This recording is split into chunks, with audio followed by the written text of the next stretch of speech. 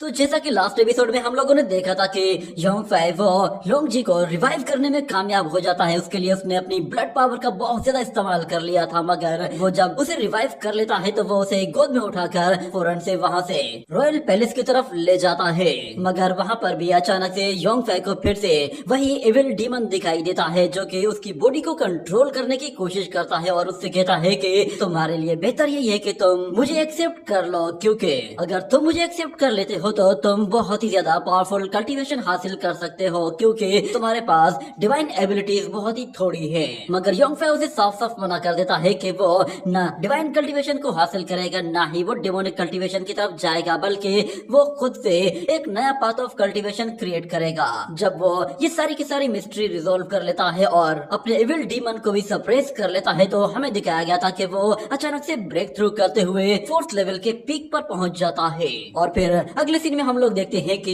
Yong फै वो लोंग जी को देखने के लिए उसके कमरे की तरफ जा रहा था, मगर एक पल के लिए वो रुक सा जाता है कि यहाँ पर जाना ठीक नहीं होगा। मगर उसे लोंग जी को फिर भी देखना था, तो इसीलिए वो दरवाजा खोलकर अंदर चला जाता है और अंदर जाकर वो लोंग जी के बिस्तर के पास जाकर बैठ जाता है और कहता है कि लोंग जी, तुम्हारा बहुत बहुत शुक्रिया। उस दिन अगर तुमने मेरी जान न बचाई होती तो शायद आज मैं यहाँ पर तुम्हारे सामने बैठा ना होता। मैं तुम्हारे उस एहसान का बदला हर हाल में चुकाऊंगा। और जहाँ तक बात उस हुंटियन डाओ की है, तो मैं एक ना एक दिन उसे अपने हाथों से मार कर ही रहूंगा। ये बात कहने की देर थी कि अचानक वो लड़की हंसना शुरू हो जाती है, जिस पर योंग फै पीछे पलटता है तो वो लड़की कहती है कि मैंने सोचा भी नहीं था कि तुम्हारे पास कहने के लिए इतना कुछ होगा। तो योंग फै कहता है, तुम कब होश में आई और तुम जानबूझकर बेहोश होने का नाटक कर रही थी। तो वो लड़की बताती है कि मैं तो कल रात से ही होश में हूँ। पिछले कुछ दिनों से इंपीरियल फिजिशियंस ने मेरी बहुत ज्यादा देखभाल की है और मुझे बहुत ही अच्छी तरह से ट्रीट करके रिकवर कर लिया है। और वैसे भी तुमने अपनी ट्रू पावर के जरिए मुझे बहुत पहले ही हील कर लिया था, इसलिए मैं अब अच्छा फील कर रही हूँ और तुम्हें अब मेरे लिए परेशान होने की जरूरत नहीं है। मगर फिर भी योंग फै कहता है कि मैं फिर भी तुम्हारे लिए दिल से शुक्रिया अदा करना चाहता हूँ। अगर तुम ना होती तो शायद मैं कब का खत्म हो चुका होता। मगर वो लड़की कहती है कि फ्रीडम सिटी से ईस्टर्न चू किंगडम तक तुम हमेशा मुझे गाइड करते आए हो। अगर तुमने मुझे गाइड ना किया होता तो शायद मैं क्यानलोंग के सदमे से बाहर नहीं निकल पाती। और इस मर्तबा क्योंकि मैं इंजर्ड हो चुकी हूँ तो अब मैंने बहुत कुछ समझ लिया है। मेरे ख्याल से अब मुझे आगे की तरफ जाना चाहिए, ना कि मुझे बार बार पीछे मुड़कर देखना चाहिए, क्योंकि पास्ट अब गुजर चुका है तो मुझे भी उसे एक हवा के झोंके की तरह गुजार देना चाहिए। मैं जानती हूँ कि इस दुनिया में ऐसी बहुत सारी चीजें हैं जो कि हमारे पीछे पड़ी होती हैं। वो भी बातें कर रही होती है और इतने में युआन लोंग वहाँ पर आ जाता है और वो उन लोगों को इस तरह बातें करता देखता है तो वो योंग फै को इशारा करता है। तो योंग फै देखता है कि वो युआन लोंग उसे पप्पी करने का इशारा कर रहा है, जिस पर योंग फै उसे इशारा करते ही कहता है कि चलो निकल जाओ यहाँ से। ये सुनकर ड्रैगन कहता है ये लड़का बिल्कुल बेकार है। मगर यहाँ पर लोंग जी रो रही होती है क्योंकि वो क्यान लोंग को याद कर रही थी। मगर फिर वो कहती है कि अब वक्त गुजर चुका है, अब वक्त आ गया है कि हमें आगे बढ़ना चाहिए, क्योंकि पास्ट को याद करने से अब कुछ भी बदलने वाला नहीं है। तो योंग फै कहता है कि हाँ बिल्कुल ठीक कहा। इतने में अचानक उसे कोई चीज आते हुए दिखाई देती है। वो एक पेपर एमुलेट होता है जो कि उसके हाथों में आ जाता है और उसमें कुछ लिखा हुआ होता है। जिसके बाद अगले सीन में हमें दिखाया जाता है कि योंग फै उस ओल्ड मैन से मिलने के लिए दोबारा से उसके पैलेस में जाता है। तो वहाँ पर काफी ज्यादा खामोशी होती है और योंग फै जब वो उस पैलेस के अंदर जाता है तो देखता है कि वो ओल्ड मैन उसके बिल्कुल सामने बैठा हुआ है, मगर उसकी हालत बिल्कुल खराब लग रही है। उसके कपड़ों पर खून के धब्बे लगे हुए थे। ऐसा लग रहा था कि जैसे वो ओल्ड मैन फाइट करके पूरी तरह से जख्मी हुआ है। उसे इस हालत में देखने के बाद योंग फै कहता है कि आखिर ये आपके साथ कैसे हो गया? आप लोग तो वो ट्रेजर लेने के लिए गए थे, आखिर वहाँ पर ऐसा हुआ क्या कि जिसकी वजह से आप इस मुसीबत में आ गए हैं? तो ओल्ड मैन उसे बताता है कि मत पूछो, वो एक बुरे सपने की तरह है। उसे याद करके भी अब मुझे डर लगने लगता है। वो ग्रेट डीमन बहुत ही ज्यादा ताकतवर है, हम लोग उसके मुकाबले के बिल्कुल भी नहीं हैं। उसने हम लोगों से बहुत ही आसानी से वो ट्रेजर छीनने की कोशिश की, यहाँ तक कि हम लोग उसके कल्टीवेशन लेवल या उसकी पावर को मैच भी नहीं कर सकते। और जरा तुम बताओ तो सही, वो यिन यांग और किसकी बॉडी से निकले थे? योंग फै कहता है कि मैंने किसी को भी देखा नहीं है। इस पर ओल्ड मैन कहता है कि वो शख्स जो कोई भी है वो एक जासूस होगा, क्योंकि इस तरह की पावरफुल यिन यांग ऑर्ब्स को कंट्रोल करना किसी के बस की बात नहीं। मगर फिर योंग फै कहता है कि मास्टर प्लीज बताइए तो सही कि आपके साथ ये सब कुछ कैसे हो गया। आपकी कल्टीवेशन तो सबसे टॉप में है कि एक बार नहीं बल्कि 100 बार से भी ज्यादा मर्तबा हराया गया हूँ। इसीलिए मैंने अपनी सारी एफर्ट सिर्फ और सिर्फ वहाँ से भागने में लगा दी। तुम सोच भी नहीं सकते वो ग्रेट डीमन कितना पावरफुल है। उसे हराना तो मोर्टल रियलम के किसी भी वॉरियर के बस की बात नहीं। अब वक्त आ गया है कि हमें तैयारी कर लेनी चाहिए, क्योंकि अब इस दुनिया में एक बहुत ही बड़ा खतरा मंडलाने वाला है। एक बहुत बड़ी तबाही हमारा इंतजार कर रही है। इतना कहते हुए वो अपने मुंह से फिर से खून उगल देता है, जिससे साफ पता चल रहा था कि वो काफी ज्यादा इंजर्ड है। मगर वो ओल्ड मैन योंग फै को बताता है कि उन यिन यांग ऑर्ब्स के पीछे जो भी लोग पड़े हुए थे वो अभी तक सामने नहीं आए हैं। उन लोगों ने सिर्फ और सिर्फ अपने मैजिकल ट्रेजर्स का इस्तेमाल किया है, और जब वो लोग खुद से सामने आएंगे तो इस दुनिया में एक बहुत ही बड़ी तबाही देखने को मिलेगी। इस बार मैं पूरी तरह से फेल हो गया हूँ। न मैं उन नए ट्रेजर्स को हासिल कर पाया, बल्कि मैंने वो लेजेंडरी कमान भी खो दी, और ऊपर से मुझे इतनी ज्यादा इंजरीज हुई है कि अब मैं दोबारा से लड़ने के काबिल नहीं रहा हूँ। तो योंग फै कहता है कि सीनियर प्लीज बताइए तो सही कि वो जेट पाल्म क्या थी, वो इतनी ज्यादा ताकतवर कैसे है? क्या आपको पता है कि वो जेट पाल्म कहाँ से आई थी? तो ओल्ड मैन कहता है कि मैं उसके बारे में जितना जानता हूँ तो मैं उसके बारे में इतना बता सकता हूँ, मगर ये इन्फॉर्मेशन ऑथेंटिक नहीं है। आज से कई साल पहले मैंने वेस्टर्न चर्चेस को विजिट किया था। वहाँ मौजूद एक मास्टर के साथ हम लोगों ने बहुत ज्यादा ड्रिंक पी ली थी, और उस वक्त एक मास्टर ने नशे में मुझे अपना एक सीक्रेट बताया था। वो कहने लगा कि ये बात काफी पुरानी है, यूँ समझ लो कि ये एंशिएंट टाइम की बात है। उस वक्त के हेवनली डीमन ने और गॉड ऑफ लाइट ने अपना एक अलायंस बनाया था, और वो दोनों ही एक साथ मिलकर एक ऐसी फोर्स के साथ फाइट कर रहे थे जिसके बारे में वो लोग ज्यादा कुछ जानते भी नहीं थे। उस लड़ाई के बाद हेवनली डीमन अचानक से कहीं गायब हो गया था, और किसी को कुछ पता नहीं था कि वो कहाँ चला गया है। और जहाँ तक बात गॉड ऑफ लाइट की है तो वो बहुत ही बुरी तरह से मारा गया था। उसकी बॉडी के छोटे छोटे टुकड़े कर दिए गए थे। मगर उसके बाद फिर एंजल्स ने गॉड ऑफ लाइट के बॉडी पार्ट्स को इकट्ठा करना शुरू कर दिया था, ताकि वो लोग निर्वाणा ब्यूरो को सप्रेस कर सके। और वो ओल्ड मैन योंग फै को बताता है कि वेस्टर्न चर्च ऑफ लाइट जब वो सारे के सारे पार्ट्स को इकट्ठा कर लेगा तो वो गॉड ऑफ लाइट को दोबारा से रीइंकार्नेट कर लेगा। ये सुनकर योंग फै कहता है तो इसका मतलब ये है कि वो जेट पाल्म उसी गॉड ऑफ लाइट की है। तो ओल्ड मैन कहता है कि हाँ ऐसा पॉसिबल हो सकता है, मगर तुम्हें ये सारी बातें बताने का कोई फायदा नहीं है, क्योंकि हमारा कल्टीवेशन लेवल इतना हाई नहीं है। तो योंग फै कहता है कि इसके लिए आपका बहुत बहुत शुक्रिया। ये कहकर वो वहाँ से जाने लगता है। मगर ओल्ड मैन कहता है कि बच्चे, आज से हजारों साल पहले वाली तबाही अब दोबारा से इस दुनिया पर वापस आने वाली है। अगर वो सारे के सारे बॉडी पार्ट्स इकट्ठे कर लिए गए तो फिर यकीन जानो कि उस दिन इस दुनिया में एक और बहुत बड़ी तबाही देखने को मिलेगी। और उम्मीद है कि तुम्हारे पास उस तबाही से बचने के लिए एक अच्छा सा प्लान होगा, क्योंकि उस तबाही से बचना आसान काम नहीं है। मगर योंग फै कहता है मेरे पास कौन सा ट्रम्प कार्ड होगा, मेरे पास तो अब लेजेंडरी कमान भी नहीं है, और ऊपर से मैं तो आप ओल्ड मैन के सामने भी बिल्कुल बच्चा हूँ। हो सकता है कि शायद आगे चलकर आप लोग मेरी जान के दुश्मन बन जाएं और मुझे अपनी जान बचाने के लिए आप लोगों के सामने गिड़गिड़ाना पड़े।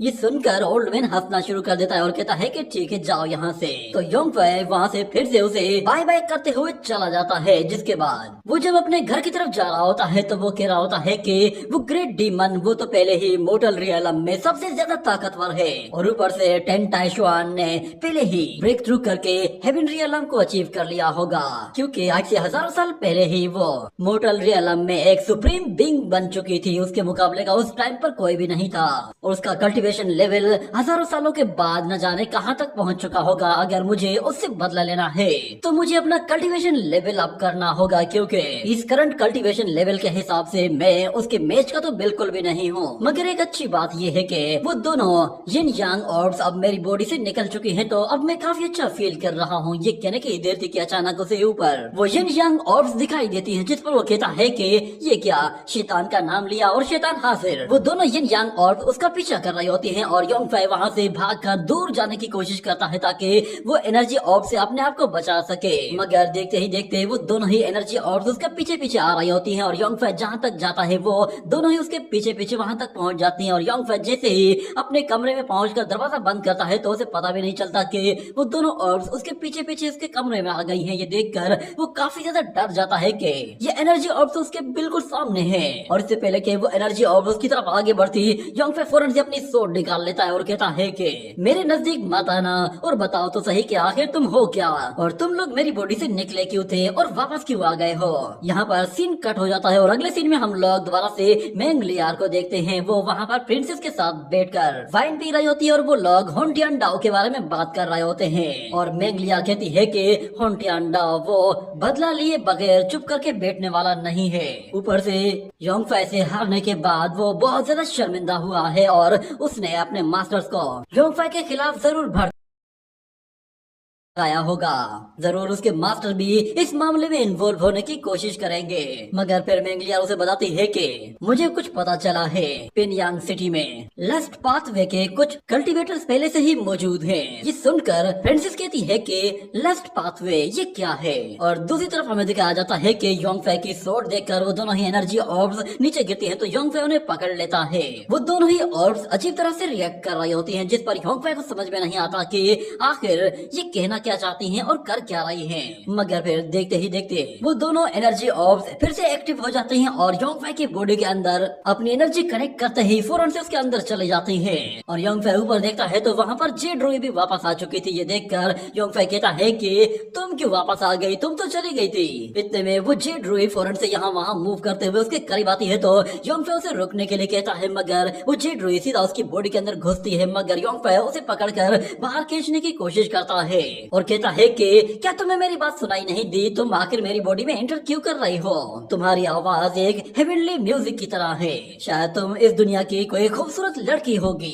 तुम्हें आखिर मेरी इस गंदी सी बॉडी के अंदर क्या चाहिए जो तुम इसके अंदर जाना चाहती हो। मगर वो जेड रूई कोई भी रिएक्शन नहीं देती और कंटिन्यूसली उसे फोर्स कर रही होती है, जिस पर योंगफे कहता है कि तुम अपनी वैल्यू को गिरा रही हो, तुम इस तरह मेरी बॉडी में जाओगी तो लोग क्या कहेंगे कि जेड रूई एक बेकार सी चीज है। और दूसरी तरफ हम देखते हैं कि मेंगलियार और वो प्रिंसेस अभी भी बातें कर रही होती हैं और मेंगलियार उसे बताती है कि आपने बिल्कुल सही सुना है, लस्ट पाथवे के लोग बहुत ही कमीने होते हैं। पास्ट टाइम में इन लोगों ने हमारी ग्रैंड मास्टर टेन टाइशुआन को किडनैप किया था और उस सेट के जितने भी लोग थे वो सारे के सारे टेन टाइशुआन से शादी करना चाहते थे और उससे शादी करके वो लोग प्राइड फील करते हैं। ये कहते हुए वो अपने हाथ में मौजूद उस कप के टुकड़े टुकड़े कर देती है और प्रिंसेस को बताती है कि बहुत जल्द वो लोग यहाँ पर आने वाले हैं। और दूसरी तरफ हम लोग फिर से योंगफे को देखते हैं, वो उस जेड रूई को बार बार कह रहा होता है कि मेरी बॉडी से निकलो बाहर, ये मेरी बॉडी है, कोई कोल्ड ड्रोन नहीं है कि जिसके अंदर तुम जब चाहे चली जाओ। वो फिर इतना जोर जोर से चिल्लाते हुए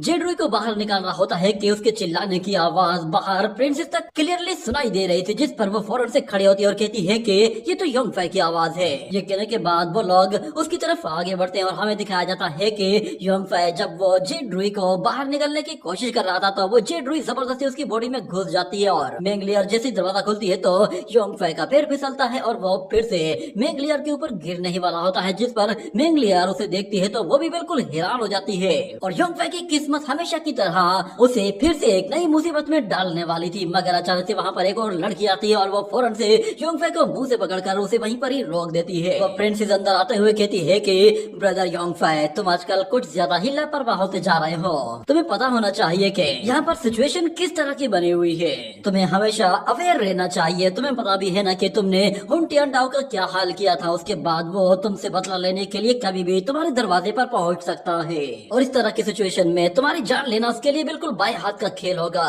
और इतने में वो लड़की योंगफे को छोड़कर बाहर चली जाती है, जिसके बाद योंगफे कहता है कि होंटियान डाओ वो तो मुझसे पहले भी हारा हुआ है, अगर वो मुझे ढूंढते हुए मेरे पास आ जाता है तो अच्छी बात है, वरना मैं उसे ढूंढते हुए उसके पास जाऊंगा। मगर यहाँ पर मेंगलियार उसे बताती है कि ईस्टर्न पाथ ऑफ कल्टीवेशन में जो टॉप 10 डिसाइपल्स हैं उनमें से 6 disciple will path of cultivation के हैं और होंटियान डाओ के हारने के बाद वो ऑलरेडी एक जगह इकट्ठे हो चुके हैं। अगर तुमने उनमें से किसी एक को भी लड़ाई के लिए उकसाने की कोशिश की तो बाकी सारे लोग तुम्हारी जान के दुश्मन बन जाएंगे। क्या तुम अकेले उन लोगों को हैंडल कर पाओगे? तो योंगफे कहता है कि मैं जानता हूँ कि एक राइटियस और एविल बैटल बहुत जल्द शुरू होने वाली है और मैं जानता हूँ तुम लोग मेरे बारे में क्या सोच रहे होगे, तुम लोगों को भी यही लगता है कि उस बैटल में मैं कोई बड़ा रोल प्ले कर सकता हूँ, और तुम लोग ये बातें मुझे इसलिए बता रहे हो क्योंकि तुम लोगों को लगता है कि उस बैटल में मैंने तुम लोगों को छोड़कर एविल पाथ को ज्वाइन कर लेना है। क्या तुम लोगों को ऐसा लगता है कि मैं तुम लोगों की पीठ पर खंजर घोपूंगा? और वैसे भी अगर हुंटियांडा वो बाकी के 6 जीनियस को एक साथ मिलाकर तुम्हारे अगेंस्ट फाइट करना चाहे तो तुम लोग कुछ भी नहीं कर सकते। तो तुम लोगों को अपनी फिक्र करनी चाहिए, मेरी परवाह करना तुम लोग छोड़ दो। और फिलहाल जैसी सिचुएशन है, मुझे ऐसा लग रहा है कि जैसे एविल पाथ ने अभी तक अपना कोई अलायंस नहीं बनाया है, मगर मैंगलिया कहती है कि अगर तुम्हें सिचुएशन के बारे में मालूम है तो भी क्या हुआ, तुमने पहले ही हुंटियांडा को बहुत ही बुरी तरह से इंजर्ड किया है, तो डीमन किंग और डीमन किंग का सक्सेसर वो तुम्हारी जान के दुश्मन बने हुए हैं और तुम्हें इतनी आसानी से तो वो लोग जाने भी नहीं देंगे। अगर तुम हमारे साथ एक साथ मिल जाते हो और हम लोग एक साथ एविल पाथ के खिलाफ फाइट करते हैं तो फिर ये एक बहुत ही अच्छी चॉइस होगी। ये सुनकर योंगफे मुस्कुराता है और कहता है कि हाँ क्यों नहीं, वैसे भी हमारे बीच में ऐसी तो कोई बात है ही नहीं कि जिसकी वजह से हम लोग कोई डील ना करें। ये कहने के बाद वो उसके पास जाता है और उसके कान में कहता है कि हम लोगों ने एक साथ बहुत ही अच्छा वक्त गुजारा है और इस वक्त को कोई ज्यादा लंबा टाइम भी नहीं हुआ है। ये सुनने के बाद उस लड़की को याद आता है कि योंगफे उस वक्त की बात कर रहा है जब वो लड़की बिल्कुल बेबस हो चुकी थी और योंगफे पूरी तरह से उसे अपने कंट्रोल में ले चुका था। ये याद आने के बाद वो लड़की बहुत ज्यादा गुस्से में आती है और कहती है कि ठीक है तो फिर हमारे बीच में डील डन हो गई। ये कहते ही वो गुस्से में वहाँ से चली जाती है, जिस पर प्रिंसेस हैरान होती है और कहती है कि योंगफे ने तो कोई ऐसी बात नहीं कही, तो फिर ये लड़की गुस्सा क्यों हो गई। ये कहने के साथ ही ये सीन यहीं पे ही कट हो जाता है। अगले सीन में हमें दिखाया जाता है कि योंगफे हुंटियांडा का वो हेलबर्ड स्पीयर लेकर फौरन से एक मैदान में जाता है और वो वहाँ पर उस स्पीयर को रगड़ते हुए जा रहा था, जैसे कि वो स्पीयर उसके लिए कोई खास वैल्यूएबल नहीं है। वहाँ मौजूद लोग उसे देखते ही पहचान जाते हैं कि ये तो वही रॉयल गार्डियन है, मगर योंगफे वहाँ जाते ही उस स्पीयर के साथ कुछ स्पीयर मूव्स को प्रैक्टिस करता है और वो स्पीयर भी काफी ज्यादा भारी होता है, जिसके बावजूद भी योंगफे उसे काफी अच्छी तरह से प्रैक्टिस करते हुए यूज कर रहा होता है। ये देखकर वहाँ मौजूद लोग सारे के सारे उसकी तरफ अट्रैक्ट होते हैं और योंगफे के स्पीयर स्किल्स को देखकर वो लोग बिल्कुल हैरान थे और कहते हैं कि ये तो लाजवाब है। जिसके बाद योंगफे वही स्पीयर जमीन पर गाड़ता है और कहता है कि इसे कहते हैं हेवन शैटरिंग हेलबर्ड स्पीयर। आप सब लोग तो जानते होंगे ना कि ये हुंटियांडा का एक लेजेंडरी वेपन है और इसके स्किल्स देखकर आप लोग समझ गए होंगे कि इसे हेलबर्ड वेपन क्यों कहा जाता है। सब लोग उस हेलबर्ड वेपन को देख रहे होते हैं कि ये बहुत ही ज्यादा शानदार है और योंगफे उन लोगों से कहता है कि सब लोग प्लीज थोड़ा नजदीक आइए और इसे जज कीजिए। इस हेलबर्ड की क्वालिटी बहुत ही ज्यादा शानदार है और वो लोग कह रहे होते हैं कि ये वेपन तो उस डीमन किंग के डिसेंडेंट का है, तो फिर ये वेपन इसके पास क्या कर रहा है। तो यहाँ पर योंगफे दिल ही दिल में कहता है कि हुंटियांडा आज मैं तुम्हारी कुत्ते वाली बेइज्जती करने वाला हूँ। मैं ये हेलबर्ड वेपन यहाँ पर हर एक को शो करूंगा। अगर तुम वाकई में अपनी जरा सी भी परवाह करते हो तो फिर मुझे अपना मुंह जरूर दिखाओगे। वो सब लोगों से कहता है कि मैंने सोचा भी नहीं था कि मुझसे पिटने के बाद हुंटियांडा कहीं जाकर छुप जाएगा। वो एक नंबर का बुज़दिल इंसान है, उसने मार खाने के बाद मुझे अपना चेहरा तक नहीं दिखाया। इतने में उस क्राउड से एक छोटा बच्चा निकल कर सीधा उसे स्पीयर की तरफ आता है और जैसे उसे टच करता है तो योंगफे कहता है कि ना बच्चे ऐसा मत करना, इस ट्रेजर को टच नहीं किया जा सकता।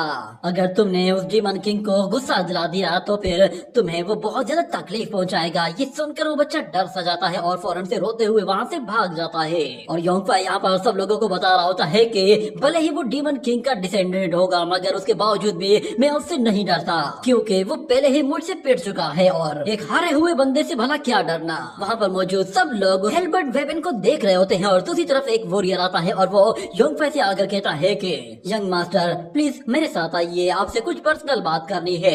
ये कहने के बाद वो कहता है कि प्लीज इस तरफ आ जाइए, हम लोगों को एक प्राइवेट कन्वर्सेशन करनी है। यहाँ पर योंगफे समझ जाता है कि दाल में कुछ न कुछ काला है, मगर हमें दिखाया जाता है कि वो बंदा योंगफे को ये लोग क्रेन पैलेस में लेकर जाता है, जहाँ पर हम लोगों ने पिछले एपिसोड में एक लड़की को देखा था जो कि बेहद खूबसूरत थी। वहाँ पर पहले से ही बहुत सारे लोग मौजूद होते हैं और योंगफे उस पैलेस को देखता है तो वो कहता है कि ये तो इंपीरियल पैलेस से भी काफी ज्यादा बड़ा और काफी शानदार लग रहा है। मगर वहाँ मौजूद वो सर्वेंटों से बताता है कि ये येलो क्रेन टावर है, यहाँ पर आपसे पहले भी न जाने कितने ही जीनियस वॉरियर्स आए हैं। पेनयांग सिटी का हर एक वॉरियर यहाँ पर आकर जरूर इस टावर को विजिट करता है और ये टावर हजारों साल पुराना है। यहाँ पर आपसे पहले न जाने कितने ही डिवाइन मास्टर्स भी आ चुके हैं। सब लोग यहाँ पर अपने ब्राइट ब्राइट फ्यूचर के लिए आते हैं। इतना कहने के बाद वो योंग फै को एक कमरे के पास ले जाता है और योंग फै से कहता है कि प्लीज आप अंदर चले जाइए। ये कहने के बाद योंग फै जैसे ही दरवाजा खुलता है तो उसे दिखाई देता है कि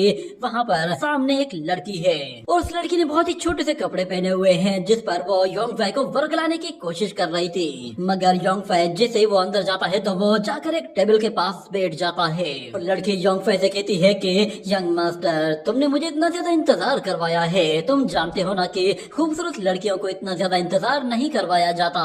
ये कहने के बाद वो लड़की उस पर्दे से निकलकर बाहर आती है तो योंग फै उससे कहता है कि मिस नानगोंग, आप पहले से इतनी ज्यादा खूबसूरत हैं तो फिर आपको इस तरह की ड्रेसिंग की क्या जरूरत है। आपको लास्ट पाथ की फेरी नानगोंग बनकर बात करनी चाहिए। ये कहने के बाद वो लड़की भी उसके सामने आकर बैठ जाती है और उसे प्यार भरी नजरों से देख रही होती है। मगर उसकी नजरों में ही एक ऐसा जादू होता है कि वो योंग फै को अपने कंट्रोल में करने की कोशिश करती है। मगर योंग फै को भी ये बात पता चल जाती है और वो उसके इल्यूजन का तोड़ फौरन से निकाल लेता है और अपनी एनर्जी के जरिए उसके इल्यूजन को फौरन से खत्म कर देता है। और वो लड़की कहती है कि यंग मास्टर, तुम तो सच में काफी समझदार हो और दिखने में भी काफी हैंडसम हो। प्लीज हम लोग बात करने से पहले क्यों ना एक मर्तबा चाय पी ले। तो योंग फै कहता है कि तुमने मुझे यहाँ पर इनवाइट किया है, अपने हाथों से मुझे चाय नहीं पिलाओगी। ये सुनकर वो लड़की फिर कुछ और ही सोचने लगती है और योंग फै उसे अपने पास बुलाता है तो वो लड़की फौरन से एक कप उठाती है और उसमें फौरन से वो चाय डालकर योंग फै के करीब जाती है। मगर हमें दिखाया जाता है कि जैसे ही वो उसके करीब आती है तो वो दोबारा से अपनी आइज का इस्तेमाल करके योंग फै को फिर से अपने कंट्रोल में करने की कोशिश करती है और अपना वो कप जानबूझकर छोड़ देती है। तो योंग फै फौरन से उस लड़की को पकड़कर अपनी गोद में बिठा देता है और उस कप को भी उठा लेता है और उस चाय को पीते हुए कहता है कि ये काफी अच्छी बनी है, मगर मुझे समझ में नहीं आ रहा कि जब से मैं इस रूम के अंदर आया हूँ उसके बाद तुम मेरे ऊपर अपनी चार्मिंग टेक्निक्स यूज करती जा रही हो। ये सुनते ही वो लड़की उठकर वहाँ से जाती है और कहती है कि तुम सच में बहुत ही बुरे इंसान और काफी अनरोमांटिक हो। तुमने अगर हुन टियानडाओ को मराना होता तो मुझे तुम्हारे लिए यहाँ पर नहीं आना पड़ता। और वैसे भी सिक्स पाथ ऑफ एविलनेस के बाकी के सक्सेसर भी यहाँ पर पहुँचने वाले हैं और एक मर्तबा वो इकट्ठे हो गए और उन्होंने तुम्हें मारने की कोशिश की। तो मुझे पूरा यकीन है कि ये लड़ाई एक खून खराबे वाली लड़ाई होगी जिसमें कोई भी मारा जा सकता है। इसीलिए मैंने तुम्हें यहाँ पर रेस्पेक्टफुली इनवाइट किया है। दुनिया मुझे जानती है कि मैं भी एविल पाथ के साथ जुड़ी हुई हूँ। तो योंग फै खड़ा होकर कहता है कि अगर ऐसी बात है तो फिर तुम सिक्स एविल पाथ के अगेंस्ट क्यों जा रही हो? क्या तुम बाकी के एविल सक्सेसर्स के खिलाफ जाना चाहती हो? तुम जानती हो ना कि वो तुम्हारा क्या हासिल करेंगे। तुम्हें सिक्स एविल पाथ का मेंबर होने के नाते मुझ पर हमला करना चाहिए था, ना कि मुझे अपनी इन्फॉर्मेशन बतानी चाहिए थी। मैं नहीं जानता तुम्हारा इरादा क्या है। अगर तुम्हें मेरे साथ कोई डील करनी है तो मुझे टू द पॉइंट बात कहो। मैं यहाँ वहाँ की कोई भी बात नहीं सुनना चाहता। मुझे बताओ कि आखिर तुम लोग मुझसे क्या चाहते हो। ये सुनकर वो लड़की फिर टू द पॉइंट बात करती है और कहती है कि तुम्हारी जान के बदले में हम लोग चाहते हैं कि तुम हमारे साथ मिलकर मैंगलियार को खत्म करो और उसके साथ उसके एंटाई होली सेक को भी बर्बाद करना है। ये कहने के साथ ही ये एपिसोड यहीं पे ही। तो जैसा कि लास्ट एपिसोड में हम लोगों ने देखा था कि योंग फै वो हुन टियानडाओ का वो हेलबर्ड स्पीयर लेकर एक मैदान में आता है और वहाँ पर लोगों को अपने कुछ स्पीयर स्किल्स भी दिखाता है और साथ में वहाँ पर हुन टियानडाओ का बहुत ही ज्यादा मजाक उड़ाता है, जिस पर वहाँ मौजूद सारे ही लोग ये देखकर हैरान होते हैं कि हुन टियानडाओ वो तो सिक्स एविल पाथ का डिसाइपल है। उसका ये हेलबर्ड अगर योंग फै के पास है तो इसका मतलब ये है कि वो योंग फै से हार चुका है। मगर अचानक वहाँ पर एक डिसाइपल आता है और वो योंग फै को अपने साथ ले जाता है, जिसके बाद हमें एक पैलेस का सीन दिखाया गया था। उस पैलेस के अंदर एक लड़की होती है और वो योंग फै को देखती है तो वो पहले उसके ऊपर अपनी कुछ ऐसी टेक्निक्स यूज करती है कि जिसके जरिए वो योंग फै को अपनी खूबसूरती के जादू से काबू करने की कोशिश करती है। मगर योंग फै पहले से ही इस तरह की टेक्निक्स को जानता था और वो अपने आप को बहुत ही आसानी से उनसे बचा लेता है और वो उस लड़की से कहता है कि मुझे बताओ कि आखिर तुम्हारा इरादा क्या है, तुमने मुझे यहाँ पर बुलाया क्यों है? तो वो लड़की कहती है कि मैं चाहती हूँ कि तुम मेरी खातिर मैंगलियार को कत्ल करो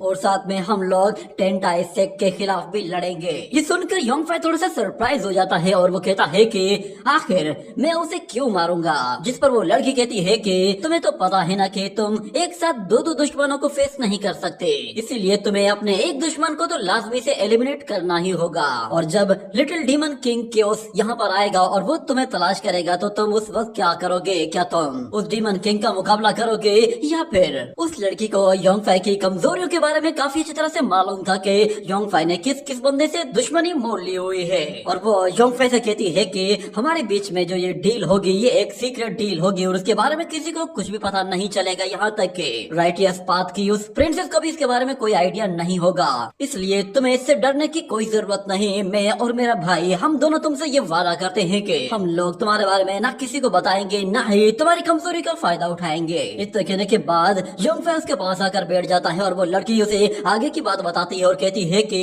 अगर तुम हमारे साथ मिलकर मैंगलियर पर हमला करते हो तो तुम्हें इसका बहुत ही ज्यादा बेनिफिट होने वाला है, और मैं पहले से ही जानती हूँ कि तुम उसे मारने में काफी ज्यादा इंटरेस्टेड हो। अब तुम्हें हमारी सपोर्ट भी मिल जाएगी तो इस तरह उसे मारने में तुम्हें कोई भी मसला नहीं होने वाला। मगर योंगफाई कहता है कि तुम लोगों की ऑफर वो बहुत ही छोटी है। अगर तुम चाहते हो कि मैं मैंगलियर को मारूं तो उसके बदले में तुम्हें अपने उस फेलो डिसाइपल हुनटियान डाओ को मेरे पास लाना होगा।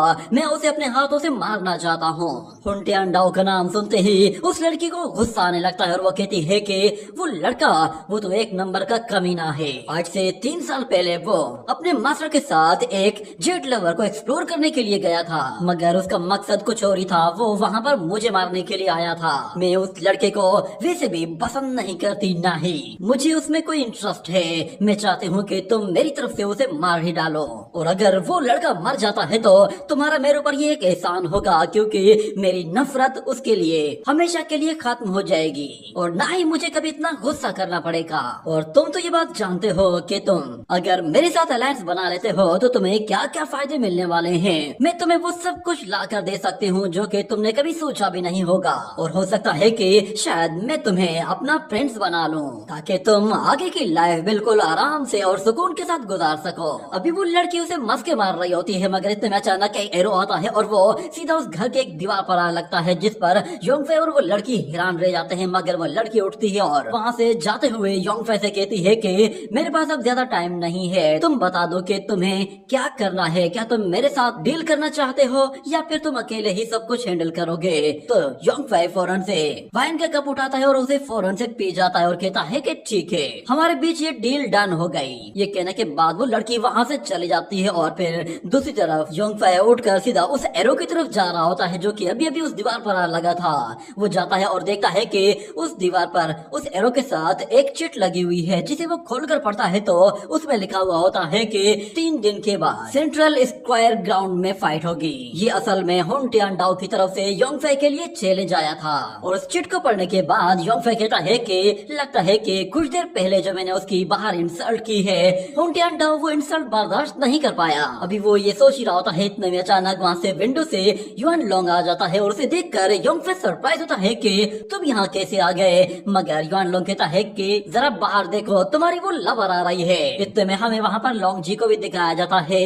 वो योंगफाई को ढूंढते ढूंढते वहाँ पर आ पहुंची थी, जिस पर योंगफाई कहता है कि तुम यहाँ कैसे आ गई? तो वो लड़की कहती है कि मुझे पता चला कि तुमने फिर से हुनटियान डाओ को लड़ाई के लिए चैलेंज कर दिया है। तुम्हें मेरी खातिर ये रिस्क लेने की कोई जरूरत नहीं। बिला वजह अपनी जिंदगी को इस तरह खतरे में मत डालो। मगर योंगफाई कहता है कि मैं उसके साथ अपना हिसाब किताब चुकता करना चाहता हूँ ताकि हमेशा के लिए मुझे थोड़ा सा सुकून मिले कि मैंने अपनी जिंदगी में कुछ तो अच्छा काम किया है, वरना ये लड़का हर जगह मेरे पीछे पड़ा रहेगा और मेरे लिए मुसीबतें खड़ी करता रहेगा। मगर अचानक उस लड़की को योंगफाई की बॉडी से कुछ अजीब तरह की स्मेल आती है, जिस पर वो कहती है कि ये खुशबू कहाँ से आ रही है? ये बिल्कुल लड़कियों वाली खुशबू है। जिस पर योंगफाई थोड़ा सा डर जाता है और कहता है कि क्या लड़कियों वाली खुशबू यहाँ पर कैसे आएगी? तो फिर वो लड़की कहती है कि लगता है कि शायद तुम किसी और में दिलचस्पी रखते हो, मैं बिला वजह कबाब में हड्डी बन रही हूँ। तो योंगफाई थोड़ा सा शर्माने लगता है और कहता है कि मैं तो मजाक कर रहा था, असल में मैं यहाँ पर अपनी एक फ्रेंड से मिलने के लिए आया था। ये कहने की देर थी कि वो लड़की फौरन से उसे गले लगा लेती है, जिस पर योंगफाई बिल्कुल हक्का बक्का रह जाता है और वो लड़की उसे काफी टाइट से पकड़े हुए होती है और कहती है कि मैं तो डर ही गई थी, मेरे दिमाग में पता नहीं क्या क्या ख्याल आने लगे थे। इतना कहने के बाद हमें दिखाया जाता है कि बाहर एक ड्रैगन के ऊपर एक एल्डर सवार होकर सीधा उसी गली में आकर रुकता है जहाँ पर वो पैलेस बना हुआ था। योंगफाई वो लोंगजी से इशारा करता है तो लोंगजी बाहर की तरफ देखती है। वहाँ पर वो एल्डर लोंगजी को देखकर उसके आगे झुककर उसे ग्रीट करता है और कहता है कि मिस लोंग, अब हमें चलना होगा। तो लोंगजी योंगफाई से कहती है कि मुझे घर से बाहर गए हुए काफी लंबा टाइम हो चुका है, पर लगता है कि शायद अब वक्त आ गया है कि मैं अब अपने घर वापस जाऊं। ये कहने के साथ लोंग जी जैसे ही वहाँ से जाते हैं तो योंग फै वो उसे रोकना चाहता था और उसके लिए वो अपना हाथ भी आगे बढ़ाता है, मगर वो कुछ कह नहीं पाता। लोंग जी वो उस ड्रैगन के ऊपर खड़े होकर कहती है कि तुमने मेरे लिए जो कुछ किया उसके लिए तुम्हारा शुक्रिया। ये कहते ही वो फौरन से वहाँ से उड़कर चली जाती है और यहाँ पर योंग फै वो बस देखता ही रह जाता है। उसे पहली मर्तबा कुछ ऐसे फील हो रहा था कि जैसे उसका कुछ अपना यहाँ से दूर जा रहा है, मगर युआन लोंग उसका मजाक उड़ाते हुए कहता है कि बेचारी लड़की न जाने क्या क्या उम्मीदें लगाए हुए थी। और फिर योंग फै को अपनी कुछ पुरानी मेमोरीज याद आती हैं जिसमें वो लोंग जी को अपने साथ देखता है और उसे पता चलता है कि लोंग जी असल में इतनी दूर उसके साथ इसीलिए आई थी कि शायद वो उसमें इंटरेस्टेड थी। ये याद आने के बाद उसे अब थोड़ा सा पछतावा होने लगा था। वो फौरन से युआन लोंग से कहता है कि मुझे फौरन से उसके पास ले जाओ, मगर युआन लोंग कहता है अब उसे भूल जाओ, उस लड़की ने अपना माइंड बना लिया है, अब उन्हें फॉलो करने का कोई भी फायदा नहीं है। मगर योंग फै कहता है बकवास बंद करो, मुझे फौरन से उसके पास ले जाओ। तो वो युआन लोंग कहता है ठीक है, मैं तुम्हारे लिए ये सब कुछ कर सकता हूँ। ये कहने के बाद हमें दिखाया जाता है कि वो लोग फौरन से लोंग जी के पीछे जाते हैं, मगर जब लोंग जी उन लोगों को दिखाई देती है कि वो उन लोगों से बस थोड़े से ही फासले पर है, तो फिर वहाँ पर योंग फै चिल्लाते हुए उसका नाम पुकारता है, जिस पर वो लड़की पीछे पलटकर देखती है और योंग फै उससे कहता है कि अगर तुम्हें फ्यूचर में कभी भी मेरी हेल्प चाहिए हो तो बस मेरा नाम पुकार लेना, चाहे मैं कहीं पे भी हूँ, चाहे मैं हजारों मील दूर होऊंगा तो भी मैं तुम्हारी मदद के लिए वहाँ पर पहुँच जाऊंगा। ये सुनते ही वो लड़की फौरन से अपने ड्रैगन के साथ स्पीड से वहाँ से निकल जाती है, जिस पर योंग फै सिर्फ उसे देखता ही रह जाता है और वहाँ तक पहुँच नहीं पाता। जिसके बाद उसे अब थोड़ा सा पछतावा होने लगा था कि शायद उसे इस तरह की बातें बहुत पहले कह देनी चाहिए थी, मगर युआन लोंग उसका मजाक उड़ाते हुए उसी की ही बात को बार बार रिपीट करता है कि लोंग वो चाहे तुम कहीं भी हो बस मुझे पुकार लेना, मैं आ जाऊंगा, चाहे मैं गैलेक्सी के दूसरी तरफ ही क्यों ना हो, तुम्हारी आवाज मुझ तक आ जाएगी, मैं तुम्हें बहुत ज्यादा मिस करने वाला हूँ, पता नहीं मेरा ये वक्त कैसे गुजरेगा। युआन लोंग कंटिन्यूसली गाते हुए उसका मजाक उड़ाया जा रहा था, जिस पर योंग फै को गुस्सा आता है और वो उसके सर पर ही पंचेस मारना शुरू कर देता है, जिस पर युआन लोंग कहता है कि अच्छा बस ठीक है, मैं मान गया, अब मारो मत, मुझे दर्द हो रहा है। और फिर हमें अगले सीन में दिखाया जाता है कि योंग फै इस मर्तबा मेंगलियर के साथ बैठा हुआ होता है और यहाँ पर वो उसके साथ डील करने के लिए आया था। और मेंगलियर उससे कहती है कि लगता है कि तुमने पहले से ही डिसाइड कर लिया है कि हम लोग ये बैटल जीतने वाले हैं। मगर योंग फै कहता है कि मुझे पता है कि मेरा दुश्मन कौन है, इस मर्तबा हमारा मुकाबला सिक्स इविल पाथ के साथ है, और अगर मैं उस हुनटियान डाओ को बैटल में हरा देता हूँ और ये सब कुछ खत्म हो जाता है तो फिर उसके बाद मुझे क्या मिलेगा। उस हुनटियान डाओ के मरने की वजह से राइटियर्स पाथ का रास्ता हमेशा के लिए साफ हो जाएगा और ये एक बहुत ही बड़ी फेवर होगी, मगर उसके बदले में मुझे कुछ तो चाहिए। मगर वो लड़की कहती है कि हम लोगों ने पहले से ही एक अलायंस बना लिया है, तो फिर अब बैटल जब होगी तो हम लोग उसके बाद ही देखेंगे कि हम लोगों ने किसको क्या देना है और किससे क्या लेना है। फिलहाल के लिए ये सारी बातें बिल्कुल बेकार है कि लड़ाई से पहले किसके लिए क्या रिवॉर्ड रखना है, क्योंकि लड़ाई के बाद कौन जिंदा रहेगा कौन मरेगा किसे पता है। और अगर हम लोग ये बैटल जीत जाते हैं तो फिर उसके बाद हमारे पास बहुत ज्यादा टाइम होगा, हम लोग एक साथ बैठकर बातें कर लेंगे। मगर वहीं पर योंग फै नानगोंग के पास भी जाता है और नानगोंग उसे काफी अच्छी अच्छी ऑफर्स दे रही होती है। वो वहाँ पर योंग फै को हुनटियान डाओ की वीकनेसेस और उसकी टेक्निक्स के बारे में बहुत कुछ बताती है और उससे कहती है कि उम्मीद है कि तुमने ये सब कुछ अच्छी तरह से याद कर लिया होगा। तो योंग फै कहता है कि तुमने हुनटियान डाओ के सारे ट्रम्प कार्ड्स रिवील तो कर दिए हैं, मगर तुम भी सिक्स इविल पाथ के ही डिसाइपल हो, तुम्हें नहीं लगता कि वो लोग तुम पर जरा भी तरस नहीं खाएंगे जब उन्हें तुम्हारे बारे में पता चलेगा। ये सुनकर वो लड़की काफी डर जाती है और कहती है कि तुम सच में बहुत ही बुरे हो। मगर फिर वो लड़की वहाँ जाती है और फिर से एक कप में वाइन डालती है और कहती है कि मैंने तुम्हें पहले भी कहा है अगर तुम मेरे साथ देते हो तो फिर मैं तुम्हें अपना प्रिंस बना लूंगी, क्यों ना अब ये डील डन कर ली जाए। तो योंग फै उसकी हाँ में हाँ मिला देता है और वो उसके साथ भी डील कर लेता है और दूसरी तरफ वो मेंगलियर के साथ भी डील करके आया था। यहाँ पर वो दोनों तरफ से अपना पत्ता फेंक चुका था और अगले सीन में हमें सेंट्रल स्क्वायर बैटल ग्राउंड को दिखाया जाता है। वहाँ पर कुछ लोग एक प्रिंस को देखकर काफी ज्यादा खुश होते हैं और कहते हैं कि ये दिखने में कितना हैंडसम है, हम लोगों ने कभी भी इतना यंग हैंडसम मास्टर देखा ही नहीं था। और ऊपर खड़ा हुआ वो यंग मास्टर अपने एक डिसाइपल से कह रहा होता है कि सुना है कि योंगफाई ने फिर से ब्रेक थ्रू कर लिया है और वो अब टॉप 10 डिसाइपल्स में से एक बन चुका है। उसकी स्ट्रेंथ वैसे भी अब तुम्हारी और मेरी स्ट्रेंथ से भी ज्यादा हो चुकी है। तुम बताओ, तुम इसके बारे में क्या कहते हो? क्या वो तुम्हें टक्कर दे सकता है? मगर की डेंग कहता है कि वो लड़का बस एक लकी कल्टीवेटर है जो कि बस अब कुछ दिन के बाद मरने वाला है। हमारे किंग युपात को कोई भी नहीं हरा सकता।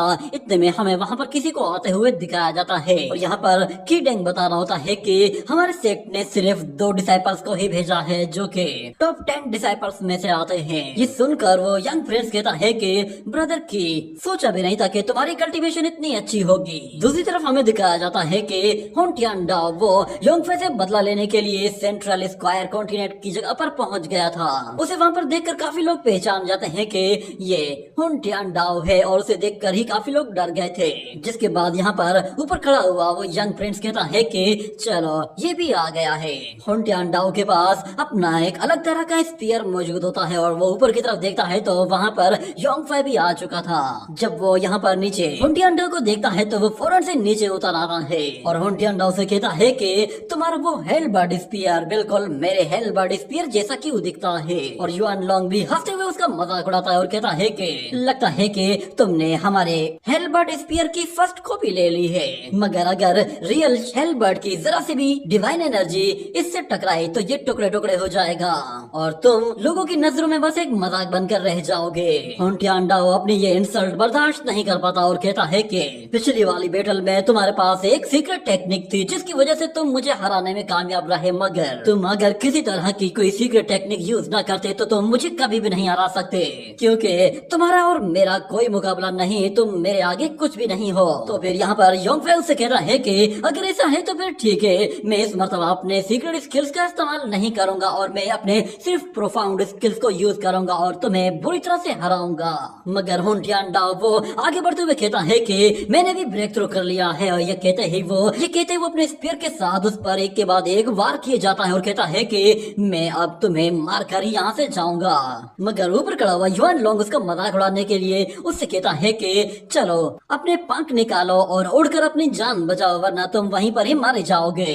योंगफे ये सुनने के बाद योंगफे अपनी स्पीड बढ़ाता है और उस पर एक के बाद एक अटैक करते हुए होंटियान डाओ को कहता है कि वो ड्रैगन सही कह रहा है, जमीन पर तुम मेरा मुकाबला नहीं कर सकते। योंगफे के अटैक इतने फास्ट होते हैं कि वो लड़का बड़ी मुश्किल से अपनी जान बचाकर पीछे हटता है और फिर वो योंगफे से कहता है अगर ऐसा है तो फिर क्या होगा अगर मैं अपने जैसे 3 और क्लोन्स बना लूं, क्या तुम फिर मेरा मुकाबला कर पाओगे? ये कहने के बाद वो क्योटेक डीमन डाओ टेक्निक को यूज करते हुए अपने कुछ मिरियाद क्लोन्स क्रिएट करना शुरू कर देता है जो कि उसकी ही ब्लड टेक्निक्स के साथ क्रिएट होते हैं और सेम टू सेम उसके ही इक्वल पावर लेवल पर होते हैं। ये देखकर युआन लोंग कहता है कि धत तेरे की, ये तो अपने अवतार तक क्रिएट कर सकता है। और वहाँ खड़े हुए आम लोग जो कि ये फाइट देखने के लिए आए थे वो कहते हैं कि एक बंदा 4 लोगों में कैसे ट्रांसफॉर्म हो गया, मगर वहाँ पे मौजूद जो छोटे मोटे कल्टीवेटर्स होते हैं वो कहते हैं कि ये तो एक डेमोनिक आर्ट है। और ऊपर खड़ा हुआ वो यंग प्रिंस भी हैरान होता है और कहता है कि होंटियान डाओ एविल टेक्निक्स को यूज कर रहा है और उसने अपने कुछ क्लॉन्स क्रिएट कर लिए हैं। यकीन नहीं आता कि वो एविल टेक्निक्स को भी मास्टर कर चुका है। होंटियान डाओ फौरन से योंगफे को घेरने के लिए चारों तरफ से उसे कवर कर लेता है और कहता है कि अब जरा बचकर दिखाओ। मगर योंगफे कहता है कि अगर तुमने अपने क्लॉन्स को हाई लेवल तक कल्टीवेट किया होता तो ये तुम्हारे एक्सटर्नल अवतार्स बन जाते, मगर तुम्हारे पास अभी भी इतने अच्छे स्किल्स नहीं है, ना ही तुमने अपने अवतार क्रिएट करने में कुछ ज्यादा फोकस किया है, इसीलिए तुम्हारी ये बॉडीज बिल्कुल वीक है और तुम उन्हें अपने सेम लेवल के अपोनेंट पर यूज करना चाहते हो, जो कि सबसे बेवकूफी वाली बात है। मगर होंटियान डाओ कहता है चलो तो देखते हैं कि तुम इसे कैसे हैंडल करते हो। ये कहने के बाद वो चारों के चारों फिर एक साथ ही योंगफे पर जाते साथ टूट पड़ते हैं, मगर योंगफे बहुत ही आसानी के साथ अपने हेलबर्ड से उन लोगों के अटैक्स को काउंटर कर रहा होता है और हर एक अटैक के साथ वो इतना इजीली मूव कर रहा होता है जैसे कि उन अटैक से बचने के लिए उसे ज्यादा एफर्ट नहीं लगानी पड़ रही। होंटियान डाओ के स्पीयर स्किल्स भी काफी शानदार होते हैं, मगर उसके बावजूद भी योंगफे की स्पीड लाजवाब होती है। वो होंटियान डाओ से कहता है कि मेरे अगेंस्ट तुम्हें ज्यादा स्पीड यूज करनी होगी। ये कहते ही वो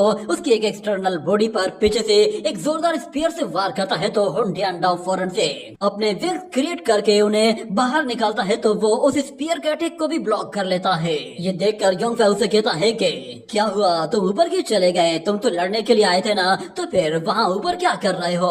क्या तुम फिर से भागने वाले हो? तो हुन टियानडाओ कहता है कि तुम बहुत ही ज्यादा एरोगेंट हो, मगर मैं तुम्हें बता दूं कि मेरे अगेंस्ट जीतने का बड़ा सवाल ही पैदा नहीं होता, क्योंकि जमीन में तुम भले ही फास्ट होगे मगर हवा पर सिर्फ मेरा राज है। पर योंगफे कहता है तुम कितने बेवकूफ हो, मैंने तुम्हें बताया भी है कि मेरी कल्टीवेशन अब काफी इम्प्रूव हो चुकी है। मैं अब तुम्हारे ऊपर अपनी नई कल्टीवेशन को टेस्ट करने वाला हूँ। ये कहने के साथ योंगफे सीधा ऊपर की तरफ जाते हुए उसके ऊपर अपनी एक न्यू टेक्निक यूज करता है, जिसे वो हेवनली 8 स्टेप डीमन टेक्निक कहता है, और कहता है कि इस टेक्निक के साथ मुझसे ज्यादा स्पीड किसी की नहीं हो सकती। जिसके बाद योंगफे जैसे अपना स्पीयर उसके स्पीयर से टकराता है तो योंगफे इतना जोरदार प्रेशर क्रिएट करता है कि वो हुन टियानडाओ को बहुत ही जोर से जमीन की तरफ धकेल देता है, जिससे हुन टियानडाओ जमीन पर आकर गिरता है। और सब लोग ये देखकर बिल्कुल सरप्राइज हो जाते हैं कि आखिर ये किस तरह की टेक्निक थी। नानगोंग कहती है कि ये तो वही हजारों साल पुरानी 8 स्टेप टेक्निक थी। योंगफे की इस टेक्निक ने सब लोगों को लाजवाब कर दिया था, और मैंगलियार वो भी बिल्कुल शॉक्ड हो चुकी थी कि योंगफे उसे एक के बाद एक सरप्राइज दिए जा रहा है, क्योंकि उसने भी हेवनली 8 स्टेप डीमन टेक्निक के बारे में सुन रखा था, मगर उसे पता नहीं था कि योंगफे के पास ये टेक्निक मौजूद है। वो योंगफे के बारे में कहती है कि पता नहीं इसने अपने अंदर और क्या कुछ छुपा रखा है। और यहाँ पर हुन टियानडाओ दोबारा से खड़ा होता है और कहता है कि आखिर ये किस तरह का फुटवर्क था। वो जैसे ही खड़ा होकर दोबारा से लड़ने वाला होता है तो अचानक से उसका स्पीयर क्रैक होना शुरू हो जाता है, जिसकी वजह से वो वहीं पर ही टुकड़े टुकड़े होकर बिखर जाता है। ये देखकर युआन लोंग जोर जोर से हंसता है और कहता है कि देखा, मैंने कहा था ना तुम्हारी ये फर्स्ट कॉपी बिल्कुल बेकार है, लगता है कि तुमने भी चाइना का माल खरीदा हुआ है। इतने में योंगफे उस पर आकर जोर से वार करता है तो हुन टियानडाओ उससे बचकर पीछे से आकर उस पर हमला करता है, मगर योंगफे वहाँ से भी बच निकलता है। इसी तरह उन दोनों के बीच में वो खतरनाक बैटल ऐसे ही चलती रहती है, जिसमें वो दोनों ही बहुत ही फास्ट स्पीड से एक दूसरे पर अटैक कर रहे होते हैं। मगर यहाँ पर भी योंगफे क्लियरली उस पर एडवांटेज लेता जा रहा था, क्योंकि नानगोंग ने पहले से ही हुन टियानडाओ की सारी टेक्निक्स उसे बता दी थी। मगर हुन टियानडाओ कहता है कि वो हेलबर्ड मेरा है और वो कुछ देर के बाद वापस मेरे पास ही आएगा। यहाँ पर हमें दिखाया जाता है कि योंगफे दोबारा से 8 step heavenly demon technique use करता है, तो नीचे खड़े हुए लोग इस टेक्निक को पहचान जाते हैं कि ये टेक्निक 8 स्टेप डीमन टेक्निक नहीं है, बल्कि ये कोई अलग तरह की टेक्निक है जो कि योंगफे ने खुद से क्रिएट की है। हुन टियानडाओ जैसे अपनी सोट से वार करता है तो योंगफे गायब हो जाता है, और नीचे खड़ा हुआ वो व्हाइट हेयर वाला वॉरियर कहता है ये जरूर कोई स्पेशल मैजिक है। ये लड़का स्पेशल मैजिक और मार्शल आर्ट को कंबाइन करके एक साथ यूज कर रहा है। यहाँ पर हम देखते हैं कि हुन टियानडाओ और योंगफे दोनों ही एक दूसरे को पुश कर रहे होते हैं। दोनों ही अपना काफी जोर लगा रहे थे। जैसे ही हुन टियानडाओ अपने विंग्स के सहारे योंगफे को पीछे धकेलता है और उस पर अपनी सोट से वार करता है तो योंगफे फिर से गायब हो जाता है। और नानगोंग कहती है कि हेलबर्ड वो भले ही हवा में काफी स्पीड और ताकत के साथ लड़ सकता है, मगर उसके बावजूद भी वो योंगफे का मुकाबला नहीं कर सकता, क्योंकि उसकी स्पीड अब भी हुन टियानडाओ से ज्यादा है। हुन टियानडाओ जब वो योंगफे को दोबारा से पुश करके वहाँ से हटाता है तो योंगफे कहीं गायब हो जाता है, जिस पर हुन टियानडाओ फिर कहता है कि तुम एक नंबर के बुज़दिल हो, अगर तुम्हारे अंदर हिम्मत है तो फिर मुझसे स्ट्रेट फाइट करो, मैं तुम्हें दिखाता हूँ कि स्ट्रेट फाइट किस तरह की जाती है। ये कहने के साथ वो अपनी सोड एनर्जी के साथ बहुत ज्यादा एनर्जी इकट्ठी करके उन्हें योंगफे की तरफ जैसे रिलीज करता है तो योंगफे कहता है कि अगर तुम मेरे साथ स्ट्रेट फाइट करना चाहते हो तो फिर ये भी सही है। ये कहने के साथ वो भी अपनी सोड से एक जोरदार स्प्लैश अटैक रिलीज करता है, जो कि हुन टियानडाओ के अटैक से टकराता ही डिस्ट्रॉय हो जाता है, जिसकी वजह से वो दोनों ही वॉरियर एक दूसरे को पीछे पुश करते हैं। मगर इस अटैक की वजह से हुन टियानडाओ को थोड़ी सी इंजरी होती है और वो समझ जाता है कि योंगफे न सिर्फ स्पीड में उससे फास्ट है बल्कि स्ट्रेंथ के मामले में भी वो उससे ज्यादा ताकतवर है। जिसके बाद वो डिसाइड कर लेता है कि वो अब अपना अल्टीमेट मूव यूज करेगा। वो योंगफे से कहता है कि ठीक है तो फिर तुम स्किल्स के मामले में काफी स्ट्रॉन्ग हो, मैं तुम्हें यहाँ से मिट्टी में मिलाकर ही जाऊंगा। ये कहने के बाद वो फौरन से एनर्जी इकट्ठी करना शुरू कर देता है, जिसके जरिए वो हर एक चीज को हवा में ऊपर उड़ाना शुरू कर देता है। और हमें दिखाया जाता है कि वहाँ पर एक रेड जायंट बॉल अपीयर होती है, जो कि एक जायंट ब्लैक होल की तरह लग रही होती है। ये देखने के बाद योंगफे उससे कहता है कि तुम्हारा मैजिक और तुम्हारे मार्शल आर्ट सच में काफी लाजवाब है, मगर बदकिस्मती से तुम्हारा अपोनेंट मैं हूँ। ये कहते हुए वो फौरन से एक टेक्निक परफॉर्म करना शुरू करता है और वो अपनी उस टेक्निक के साथ heaven destroying hand secret art को यूज करता है, जिसके साथ वो एक जाइंट हैंड क्रिएट करना चाहता था। और ये सुनकर हुन टियानडाओ कहता है कि क्या हेवन डिस्ट्रॉइंग हैंड, क्या तुम मुझे डराना चाहते हो? मगर जब वो ऊपर की तरफ देखता है तो वो हेवन डिस्ट्रॉइंग हैंड वहां पर आ चुका होता है। और ये देखते ही हुन टियानडाओ वो जाइंट बॉल उस हैंड की तरफ थ्रो करता है तो वो जाइंट हैंड उस बॉल को एक जगह आकर रोक लेता है। और जैसे ही वो अपने फिंगर्स को बंद करता है तो वो जाइंट बॉल वहीं पर ही डिस्ट्रॉय हो जाती है। और योंगफाई अपने उस जाइंट हैंड के साथ कंटिन्यूसली हुन टियानडाओ पर अटैक किए जा रहा होता है। ये देखते ही हुन टियानडाओ अपनी जान बचाकर वहां से भागने की कोशिश करता है, मगर वो जाइंट हैंड उसे भागने का कोई मौका नहीं देता। ये देखकर यहाँ पर मैंगलियर भी काफी सरप्राइज हो चुकी थी। वो कहती है कि योंगफाई हमेशा से इस तरह की जाइंट हैंड टेक्निक को यूज करता था, मगर ये तो हेवन डिस्ट्रॉइंग हैंड टेक्निक थी और हम लोग हमेशा इसे ड्रैगन कैप्चरिंग हैंड टेक्निक समझते रहे। उसके पाल्म्स के अंदर हमेशा से हेवन डिस्ट्रॉइंग ऑरा मौजूद था, मगर वो इनविजिबल था और हमें कभी भी नजर नहीं आया। वो अपने हैंड के जरिए ही ये ऑरा क्रिएट कर रहा है और उसके जरिए अपने हाथ को कंडेंस करने की भी कोशिश कर रहा है। ये सच में एक शानदार टेक्निक है। मुझे लगता है कि शायद अब मुझे इससे संभल कर रहने की जरूरत है, क्योंकि इस तरह की टेक्निक तो हमारे टेंट आई सेक्ट के फाउंडर के पास भी नहीं थी। पता नहीं ये लड़का कहां से ये टेक्निक सीख रहा है। और यहाँ पर हुन टियानडाओ वो कहता है कि योंगफाई मुझे बताओ कि आखिर तुम्हारा बैकग्राउंड क्या है। इतना कहने की देर थी कि वो जाइंट हैंड उसके बिल्कुल ऊपर आ जाता है और उसे रोकने के लिए हुन टियानडाओ अपनी सोट के साथ अपने दोनों हाथों का यूज करते हुए उस जाइंट हैंड को रोकने की कोशिश करता है, मगर योंगफाई वो कंटिन्यूसली अपने जाइंट हैंड के साथ उसे पुश करता जा रहा था, जिसकी वजह से हुन टियानडाओ बिल्कुल कमजोर पड़ता जा रहा था। और एक मौका ऐसा आ जाता है कि वो हैंड उसे सीधा हिट करता है और वहाँ पर एक बहुत ही जोरदार एनर्जी ब्लास्ट होता है, जिसकी वजह से आसपास की हर एक चीज डिस्ट्रॉय हो जाती है। और हम योंगफाई को देखते हैं वो थोड़ा सा कमजोर हो गया था और कहता है कि हेवन डिस्ट्रॉइंग हैंड सच में काफी एनर्जी कंज्यूम करता है। और अगले सीन में हम लोग दोबारा से हुन टियानडाओ को देखते हैं। वो एक जगह जमीन पर बिल्कुल बेहाल पड़ा हुआ होता है। ऐसा लग रहा था कि जैसे वो अब लड़ने के लायक नहीं रहा। और जैसे वो ऊपर देखता है तो योंगफाई स्पीड के साथ आते हुए उसे एक जोरदार किक मारकर उसकी ही स्वॉर्ड को अपने एनर्जी के साथ खींचकर अपने पास ले आता है और उसकी स्वॉर्ड उसके ही सामने लाकर उससे कहता है कि लगता है कि तुम वो बेवकूफ बच्चे हो जो कि सिर्फ अपने ट्रेजर दूसरों को देने के लिए लड़ते हो। ये बात हुन टियानडाओ को इतना गुस्सा दिलाती है कि वो अपने माथे से एक पावरफुल एनर्जी बीम रिलीज करता है, जिससे योंगफाई बिल्कुल बाल बाल बचता है और फौरन से वहाँ से पीछे हट जाता है। और जैसे हुन टियानडाओ खड़ा होता है तो नानगोंग फौरन से अपने साथियों से कहती है कि आगे बढ़ो। और हम लोग दूसरी तरफ मैंगलियर को देखते हैं, उसके साथ वांग हुई और श्वानजेंग भी मौजूद होते हैं। और यहाँ पर वो प्रिंसेस अपने सोल्जर्स को हमला करने के लिए कह देती है। वो सारे के सारे हुन टियानडाओ को मारने के लिए जैसे ही आगे बढ़ते हैं तो हुन टियानडाओ उन लोगों को अपनी तरफ देखते हुए फौरन से अपनी बॉडी से एक पावरफुल एनर्जी इकट्ठी करना शुरू कर देता है और उन लोगों से कहता है कि जो जो लोग मरना चाहते हैं वो लोग फौरन से यहाँ पर आ जाएं। ये कहने के साथ वो अपनी पावर के साथ बहुत ही जोरदार एनर्जी रिलीज करते ही वहाँ पर मल्टी सोर्ड टेक्निक को यूज करते ही सोर्ड्स की बारिश कर देता है, जिसकी वजह से वहाँ आने वाले जितने भी सोल्जर्स होते हैं वो सारे के सारे उन अटैक्स की वजह से बहुत ही बुरी तरह से मारे जाते हैं। और वो सोर्ड्स अब योंगफाई की तरफ आगे बढ़ने लगती हैं तो ये देखते ही योंगफाई फौरन से वहाँ से निकलकर सीधा युआन लोंग के ऊपर जाकर बैठ जाता है और कहता है कि लगता है ये अपने लाइफ स्पेन को सेक्रीफाइस कर रहा है। लगता है कि शायद इसने अपना आखिरी ट्रम्प कार्ड भी यूज कर दिया है, जो कि ये हमेशा अपने आप को बचाने के लिए अपने पास छुपाए बैठा था। और हम लोग हुन टियानडाओ को देखते हैं वो वहाँ से भागकर अपनी जान बचाने की कोशिश करता है, मगर अचानक से वहाँ पर एक और पावरफुल कल्टीवेटर आता है और वो कहता है कि तुम भागकर कहीं भी नहीं जाओगे। ये कहने के बाद वो वहाँ पर अपनी आइस एनर्जी के जरिए एक बहुत ही बड़ी आइस वॉल खड़ी कर देता है। ये देखकर हुन टियानडाओ कहता है कि तुम अभी इस लायक नहीं हो कि तुम मेरा रास्ता रोक सको, मगर हुन टियानडाओ के अटैक के बावजूद भी वो आइस वॉल वैसे की वैसे ही खड़ी रहती है। और योंगफाई वो युआन लोंग से कहता है कि जल्दी करो, मुझे अपना एक ब्लड ड्रॉप दे दो ताकि मैं अपनी स्ट्रेंथ को जल्द से जल्द रिकवर कर सकूं। मगर युआन लोंग कहता है कि तुम तो मुझे एक चाय के कप की तरह यूज कर रहे हो, बस बार बार एक घूंट लेते हो और अपनी एनर्जी रिकवर करके फिर से वापस आ जाते हो।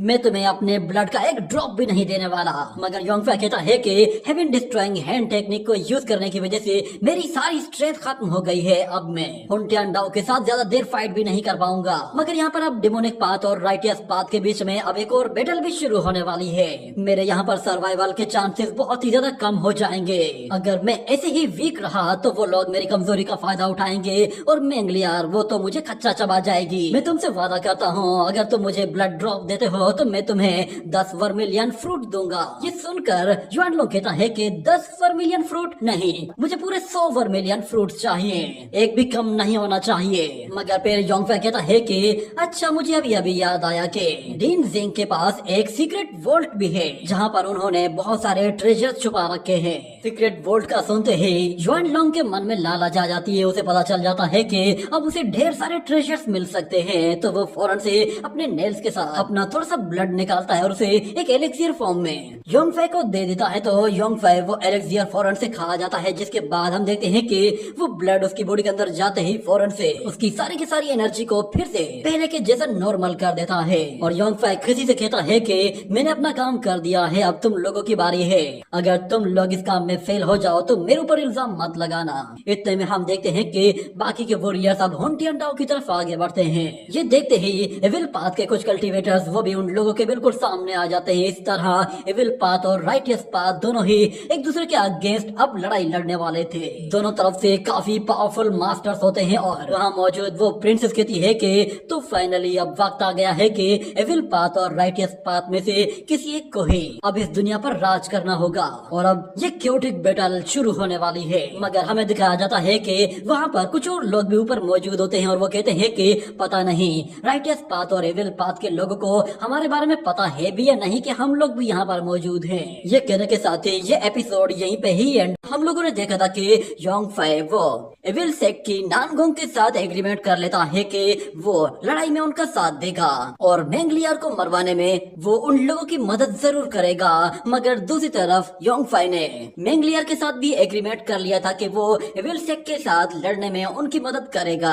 और जब दोनों ही सेक्ट आपस में एक दूसरे के आमने सामने आकर खड़े हो जाते हैं तो हमें दिखाया जाता है कि वहाँ पर एक तीसरा बंदा भी आ पहुँचता है जो कि उन लोगों की लड़ाई को ऊपर से देख रहा था। जिसके बाद अगले सीन में हमें दिखाया जाता है कि जैसे ही एविल सेक्ट और राइटियस सेक्ट दोनों की आपस में लड़ाई शुरू होती है तो दोनों के वॉरियर्स एक दूसरे के साथ भिड़ जाते हैं और उनकी पावर्स और उनकी स्पीड भी लाजवाब होती है। दोनों तरफ से पावरफुल अटैक्स किए जा रहे होते हैं। यहाँ पर कोई भी हार मानने को तैयार नहीं होता। यहाँ पर मेंगलियर भी हुनटियान डाओ के साथ अकेले मुकाबला करना चाहती थी क्योंकि उसे पता चल गया था कि हुनटियान डाओ इस वक्त काफी ज्यादा जख्मी है। मगर उससे पहले उसे नानगोंग के साथ मुकाबला करना पड़ता है। नानगोंग वो उसके सेम लेवल की वॉरियर होती है और दोनों ही जब फाइट करते हैं तो इन दोनों की स्ट्रेंथ और पावर भी बिल्कुल एक जैसी ही निकल आती है। मगर नानगोंग कहती है कि मिस मेंग ऐसा क्यों, तुम्हारी सोड इतनी ज्यादा हल्की क्यों है, कहीं ऐसा तो नहीं है कि तुम भारी सोड उठा ही नहीं सकती। मगर मेंगलियर उससे सेम वही बात करती है कि मैं नोट कर रही हूँ तुम्हारी सोड भी बिल्कुल हल्की है, जैसे कि इसमें बिल्कुल भी जान ना हो। मगर मेंगलियर कहती है मुझे लगता है कि शायद हम दोनों बिल्कुल सेम चीज के बारे में ही सोच रहे हैं। हमारा मकसद आपस में लड़ना नहीं बल्कि कुछ और अचीव करना है। ये कहने के बाद वो लोग हुनटियान डाओ की तरफ देखते हैं। जिसके बाद नानगोंग कहती है कि हाँ तुमने सही कहा है, यही सही मौका है। इस वक्त वो जख्मी है और इसी का ही फायदा उठाकर हम लोग उसकी जान ले सकते हैं। ये मौका जिंदगी में दोबारा कभी भी नहीं मिलेगा। वो मेंगलियर से कहती है कि तुमसे ज्यादा इम्पोर्टेंट मेरे लिए उसकी लाइफ है। ये कहते ही वो दोनों ही एक दूसरे को पीछे धकेल कर वापस से अलग हो जाती है। और नानगोंग कहती है कि मुझे तुमसे लड़ने में कोई इंटरेस्ट नहीं है। और यहाँ पर मेंगलियर वो भी उसे छोड़कर सीधा हुनटियान डाओ की तरफ जा रही होती है तो वो देखती है कि उनका एक वॉरियर हुनटियान डाओ के हाथों मरने वाला है। ये देखते ही वो फौरन से अपने लोटस लीफ का इस्तेमाल करते हुए हुनटियान डाओ पर हमला कर देती है। मगर हुनटियान डाओ वो उसी वॉरियर को पकड़कर सीधा मेंगलियर की तरफ थ्रो करता है और कहता है कि तुम लोग बस नाम के ही राइटियस सेक्ट कहलाते हो, तुम लोग पीठ पीछे हमला करते हो। मगर मेंगलियर कहती है कि तुम्हारे जैसे कमीने को मारने के लिए अगर मुझे इस तरह के हथकंडे इस्तेमाल करने पड़ेंगे तो भी मुझे मसला नहीं है। जिसके बाद हम देखते हैं कि हुनटियान डाओ वो एक रेड एलेक्सियर क्रिएट करता है और उसे फौरन से खा लेता है। जिसके बाद हमें दिखाया जाता है कि उसकी इंजरीज वो पल भर में ही ठीक हो जाती है और वो पूरी तरह से एनर्जेटिक हो जाता है। ये देखते ही मेंगलियर समझ जाती है कि इससे लड़ना वो अब और भी ज्यादा मुश्किल होने वाला है। जिसके बाद वो फौरन से अपनी स्वॉर्ड फॉर्मेशन क्रिएट करती है और बहुत सारी स्वॉर्ड्स सीधा हुनटियान डाओ की तरफ रिलीज कर देती है। तो वो स्वॉर्ड्स बहुत ही स्पीड के साथ आगे बढ़ती है। मगर हुनटियान डाओ वो अपने विंग्स के साथ चारों तरफ एक पावरफुल बैरियर बना लेता है जो कि इतना ज्यादा पावरफुल होता है कि वो सारी की सारी स्वॉर्ड्स को बहुत ही आसानी से रोक लेता है। और वो मेंगलियर से कहता है कि मेरी तुम लोगों की वजह से जो इंसल्ट हुई है उसका बदला आज मैं तुम्हारे तुम्हारी मौत से लूंगा। इतना कहने के बाद वो अपने हाथों से एनर्जी क्रिएट करता है और मैंगलियर पर एक के बाद एक एनर्जी अटैक्स करना शुरू कर देता है। ये देखते ही मैंगलियर उन अटैक्स को डॉज करते हुए दाएं बाएं कभी अपनी जान बचा रही होती है तो कभी हुनटियांडाओ उसके सामने आ जाता है। हुनटियांडाओ की पावर देखकर योंगफे कहता है कि आखिर इसने अभी अभी क्या खाया था जिसकी वजह से इसकी सारी इंजरीज ठीक हो गई हैं और ये बिल्कुल नॉर्मल लग रहा है जैसे कि इसे कुछ भी ना हुआ हो। और फिर वो वहाँ पर नानगोंग की तरफ देखता है। उसे शक होता है कि शायद नानगोंग ने अभी भी उसे पूरी बातें नहीं बताई है। और दूसरी तरफ हमें ऊपर मौजूद उस वॉरियर को दिखाया जाता है। वो उस एंजल के साथ नीचे आते हुए कहता है कि आज से मैं ईस्टर्न टॉप 10 डिसाइपल्स की लिस्ट को रिक्रिएट करने वाला हूँ। इतने में अचानक नीचे खड़ा हुआ एक वॉरियर वो उससे कहता है कि तुम बीच में कहां से आ गए। ये कहने के साथ वो अपनी सोर्ड के साथ एक जोरदार स्प्लैश अटैक रिलीज करता है और कहता है कि तुम्हें इस लड़ाई में इंटरफेयर करने की कोई जरूरत नहीं। मगर ऊपर मौजूद वो वॉरियर उस एंजल के साथ नीचे आते हुए अपने ब्रेसलेट्स बाहर निकाल लेता है और उनके अंदर इतनी पावर होती है कि वो ब्रेसलेट भी एक एनर्जी अटैक रिलीज करते हैं जो कि उस एनर्जी वेव अटैक को वापस पीछे धकेल देता है और सीधा जाकर उस वॉरियर को हिट करता है। और हमें दिखाया जाता है कि वो यंग वॉरियर फौरन से उस एंजल के साथ नीचे आ जाता है और कहता है कि आज की ये बैटल मेरे लिए एक यादगार बैटल होने वाली है। हमें बताया जाता है कि इस लड़के का नाम गोशी है। वो उन लोगों से कहता है कि तुम लोगों ने मेरे बगैर ये लड़ाई शुरू कैसे कर दी। इतना कहने के बाद हमें दिखाया जाता है कि उसके साथ जो एंजल होता है वो अपने विंग्स के जरिए वहाँ पे मौजूद उन छोटे मोटे वॉरियर्स को एक एक करके मारता जा रहा होता है और अपनी बॉडी से इतनी खतरनाक एनर्जी रिलीज करता है कि बहुत सारे वॉरियर्स डर के मारे उससे पीछे हट जाते हैं। और इतने में मिस नानगोंग वो उस वॉरियर से कहती है कि सुनो हैंडसम, तुम आखिर कौन से सेक्ट से बिलोंग करते हो। तुम्हारी पर्सनैलिटी को देखकर तो लग रहा है कि जैसे तुम वाकई में एक रियल हीरो हो। मुझे लगता है कि आज की इस खतरनाक बैटल में तुम एक काफी अहम रोल प्ले कर सकते हो। तुम बड़े बड़े वॉरियर्स को इस मैदान में हरा सकते हो और अगर मैं गलत नहीं तो शायद तुम आगे चलकर टॉप 10 में अपनी जगह बना लोगे। मगर यहाँ पर गोशी उससे कहता है कि अरे मैंने तो नोट ही नहीं किया कि यहाँ पर इतनी खूबसूरत लड़की मौजूद है। मैंने आज से पहले इतनी खूबसूरत लड़की नहीं देखी। मैं बस यहाँ पर तुम्हारे इन टॉप 10 डिसाइपल्स के साथ दो हाथ करने के लिए आया हूँ। मैं देखना चाहता हूँ कि आखिर इनमें कितना दम है। और दूसरी तरफ हमें दिखाया जाता है कि यहाँ पर एविल सेक्ट और राइटियस सेक्ट के दो वॉरियर्स आपस में जब फाइट कर रहे होते हैं तो उनके स्किल्स और उनके अटैक काफी ज्यादा खतरनाक होते जा रहे थे। ऐसा लग रहा था कि जैसे उनकी फाइट अब इंटेंस होती जा रही है और वो लोग अपनी पावर्स को और भी ज्यादा बढ़ाते जा रहे हैं। और एक वॉरियर एक बहुत ही पावरफुल आइस एनर्जी का अटैक करते हुए हर एक चीज को फ्रीज कर देता है। और दूसरी तरफ हमें दिखाया जाता है एक और वॉरियर को जो कि एविल सेक्ट का वॉरियर था। वो वहाँ पे मौजूद एक मॉन्क पर हमला करने के लिए अपने फैन का इस्तेमाल करता है जिसके जरिए वो एक इल्यूशन क्रिएट करते हुए कुछ फेक गर्ल्स को क्रिएट करता है जो कि सीधा उस मॉन्क की तरफ आगे बढ़ती हैं। वो मॉन्क एक जगह बैठा हुआ होता है और वो लड़कियां उसे वर्क लाने की कोशिश करती है ताकि वो उसे डिस्ट्रैक्ट कर सके और वो मॉन्क उनके इल्यूशन में फंस जाए। मगर मॉन्क्स असल में मेंटली बहुत ही ज्यादा स्ट्रॉन्ग होते हैं और वो मॉन्क भी इसी तरह ही अपनी मेंटल पावर के जरिए बहुत ही आसानी से उन लड़कियों को वहाँ से पीछे हटा देता है। और वहाँ पे हमें एक गोड स्टैचू निकलते हुए दिखाया जाता है जो कि बहुत ही पावरफुल लेवल का होता है। हमें दिखाया जाता है कि वो मॉन्क उस स्टैचू के जरिए एक बहुत ही ताकतवर हमला करता है जिसके जरिए वो वहाँ मौजूद उन फेक गर्ल्स को पूरी तरह से इरेज करके रख देता है। और दूसरी तरफ हमें फिर हुनटियांडाओ को दिखाया जाता है। वो उस एलेक्सियर को खाने के बाद इतना ताकतवर बन गया था कि वो मैंगलियर को काफी कड़ी टक्कर दे रहा था जिससे मैंगलियर भी काफी ज्यादा परेशान हो गई थी। वो समझ जाती है कि इसे हराना है तो इस पर अपना कोई ट्रम्प कार्ड इस्तेमाल करना पड़ेगा। ये कहने के साथ वो फौरन से अपनी एनर्जी को सीधा आसमान की तरफ रिलीज कर देती है। तो सब लोग सोच रहे होते हैं कि अब क्या होने वाला है। मगर हमें दिखाया जाता है आसमान से थंडर लाइटनिंग नीचे गिरती है जिससे हुनटियांडाओ अपने आप को बचाते हुए यहाँ वहाँ भाग रहा होता है। और दूसरी तरफ योंगफाई जब ये अटैक देखता है तो वो कहता है कि अच्छा उसने अपना ये अटैक छुपा कर रखा था। मैंने सोचा भी नहीं था कि ये थंडर लाइटनिंग को समन कर सकती है। मैंगलियर के इस अटैक को देखने के बाद वहाँ पे मौजूद गोशी कहता है कि ये अटैक तो काफी शानदार है। इसका मतलब ये है कि यहाँ पर सिर्फ तुम ही सबसे ज्यादा ताकतवर हो। ये कहते ही वो मैंगलियर पर हमला करने के लिए जाता है और दूसरी तरफ जुआन लोंग कहता है कि मुझे इससे कुछ जानी पहचानी और कुछ अनजानी फीलिंग्स क्यों आ रही है। यहाँ पे हम देखते हैं कि हुन टियांडा वो आते साथ ही मैंगलियर पर जैसे ही हमला करता है तो मैंगलियर उसके अटैक को ब्लॉक करती है और गुशी अपने ब्रेसलेट्स के जरिए उन पर एक साथ ही अटैक करते हुए उन दोनों को एक दूसरे से दूर हटा देता है, जिस पर वो दोनों ही हैरान हो जाते हैं कि ये हमारी लड़ाई के बीच में क्यों कूदा है। इतने में हमें दिखाया जाता है कि गुशी अपने वो ब्रेसलेट वापस से अपनी तरफ बुलाता है और हुन टियांडा को मारने के लिए वो पहले उस पर अटैक करता है तो हुन टियांडा परत झपकते उसके पीछे जा पहुंचता है और उसे मारने के लिए उससे कहता है कि तुम्हारी स्पीड बहुत ही स्लो है, मगर अचानक से वहाँ पर वो एंजल आता है और हुन टियांडा के अटैक को ब्लॉक करते हुए गुशी को लेकर वहाँ से पीछे हट जाता है और साथ में हुन टियांडा को भी पुश करते हुए वहाँ से नीचे फेंक देता है। मगर यहाँ पर मैंगलियर के दिमाग में एक आइडिया आता है, वो उससे कहती है कि हुन टियांडा हमारी लड़ाई बीच में रुक चुकी है, इसीलिए फिलहाल तो हम लोग आपस में डिसाइड नहीं कर सकते कि इस लड़ाई का विनर कौन है। मगर फिर वो गुशी से कहती है कि भले ही तुम काफी ज्यादा ताकतवर हो, मगर तुमने गलत अपोनेंट से पंगा ले लिया है। अगर तुम वाकई में टॉप 10 डिसाइपल से लड़ना चाहते हो और अपनी टॉप 10 डिसाइपल में पोजीशन बनाना चाहते हो तो मेरे पास तुम्हारे लिए एक बेहतरीन ऑप्शन है। तुम्हें योंगफई के साथ फाइट करनी चाहिए, वो हम में सबसे ज्यादा ताकतवर है और उसने अकेले ही ड्रैगन्स को मारा है और अकेला ही वो कई मास्टर्स को भी मार चुका है और उसके अलावा वो हुन टियांडा को तो कई मरतबा पीट चुका है। ये बात सुनते ही हुन टियांडा गुस्से में कहता है कि वो लड़का बस लकी था कि वो मुझे हरा पाया, अगर वो दोबारा मेरे साथ लड़ेगा तो मैं उसकी चटनी बना दूंगा। मगर यहाँ पर मैंगलियर कहती है कि मार्शल आर्ट स्किल्स के मामले में वो लड़का हम सब लोगों से ज्यादा ताकतवर है, अगर तो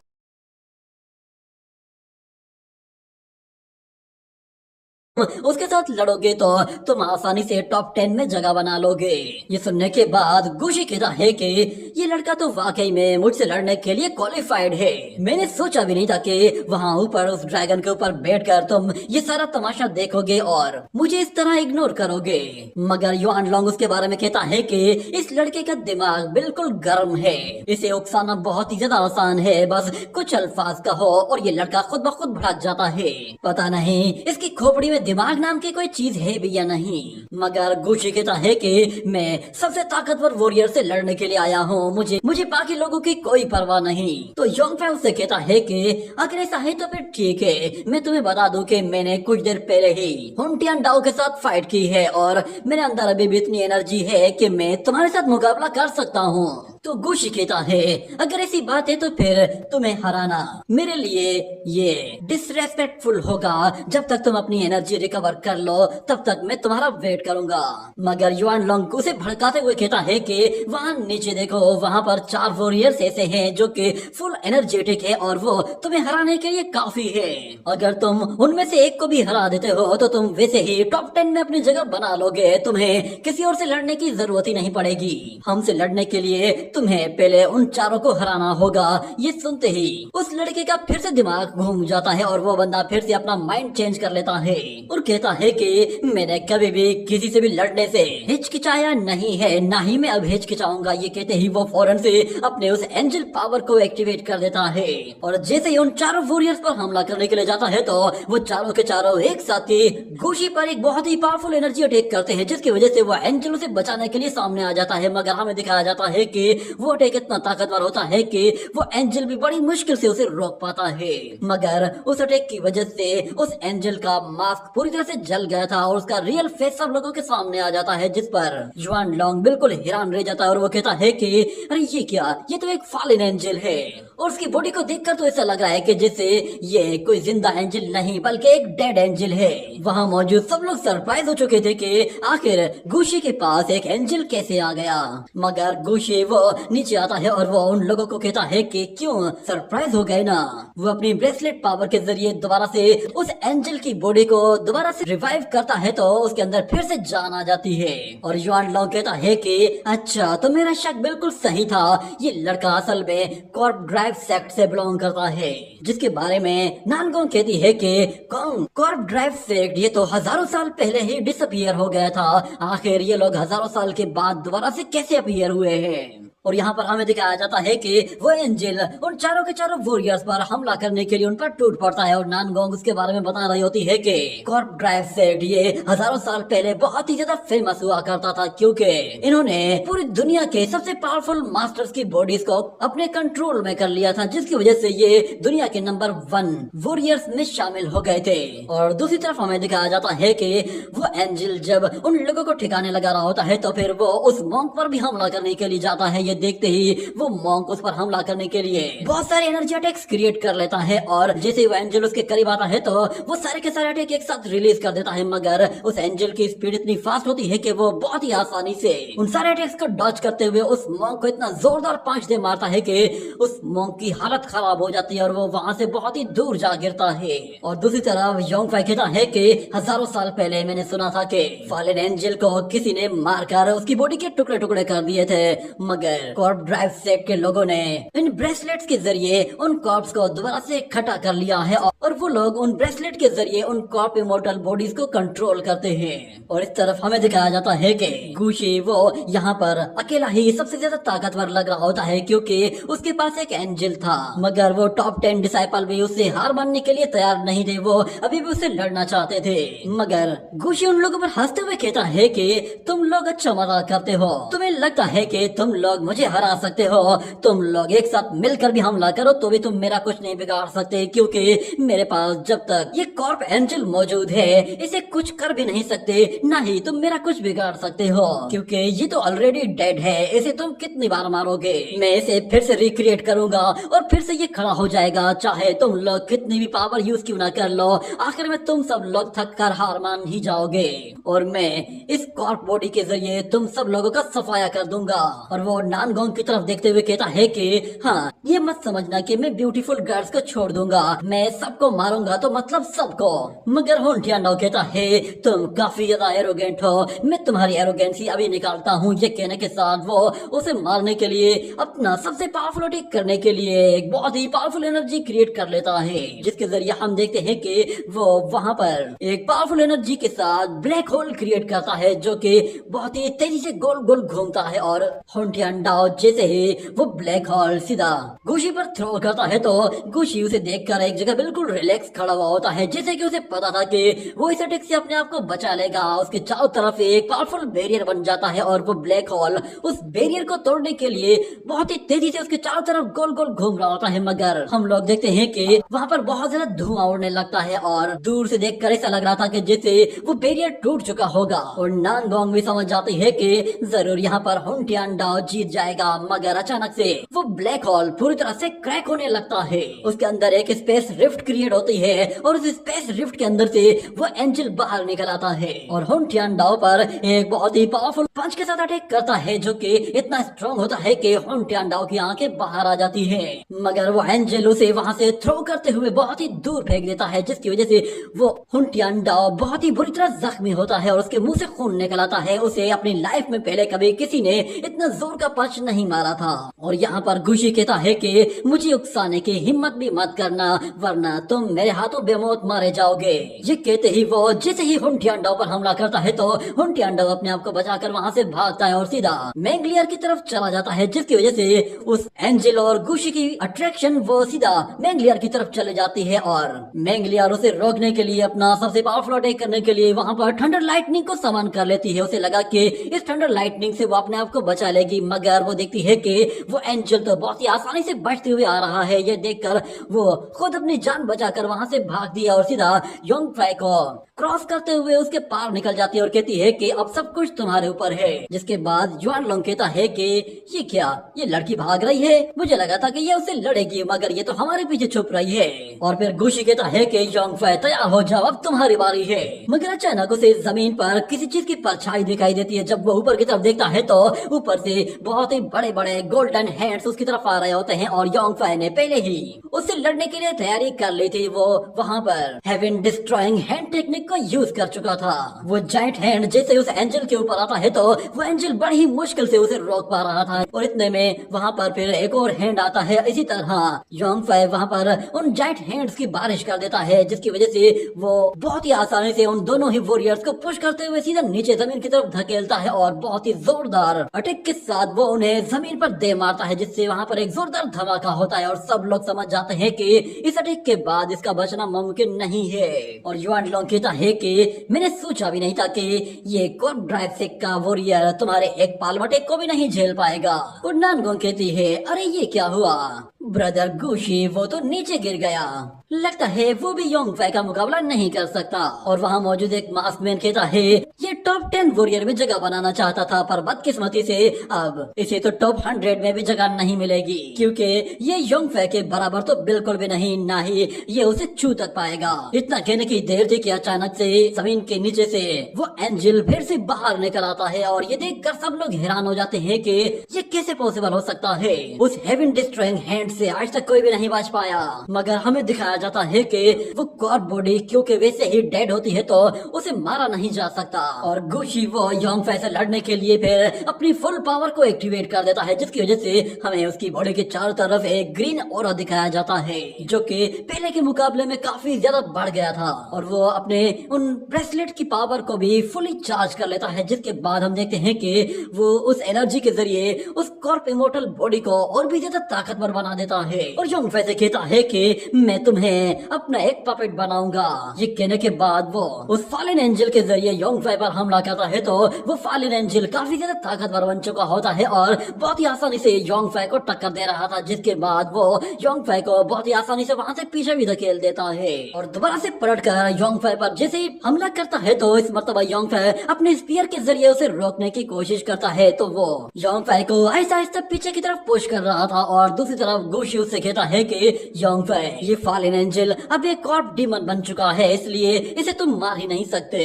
इतना कहते ही वो फौरन से अपनी ब्रेसलेट की पावर को बिल्कुल एक्सट्रीम लेवल तक ले जाता है, जिसके साथ वो उस फॉलन एंजल की पावर को भी बढ़ाना शुरू कर देता है। मगर फिर योंग फै कहता है कि ओ अच्छा, अब समझ में आया, कहीं ये 10 एविल स्पिरिट पावर तो यूज नहीं कर रहा। इतना कहते ही वो फौरन से अपनी लाइटनिंग एनर्जी के जरिए उस कॉर्प बॉडी को वापस पीछे धकेल देता है और अपने हाथ पर हल्का सा कट लगाता है, जिसके जरिए उसका ब्लड उसके स्पीयर के साथ मर्ज हो जाता है। और दूसरी तरफ युआन लोंग उससे कह रहा होता है कि तुम पागल हो गए हो क्या, तुम उससे लड़ना चाहते हो, जल्दी से भागो यहाँ से, उससे लड़ने का कोई भी चांस नहीं। तो योंग फै कहता है बेफिक्र हो जाओ, भले ही मेरी लेजेंडरी कमान इस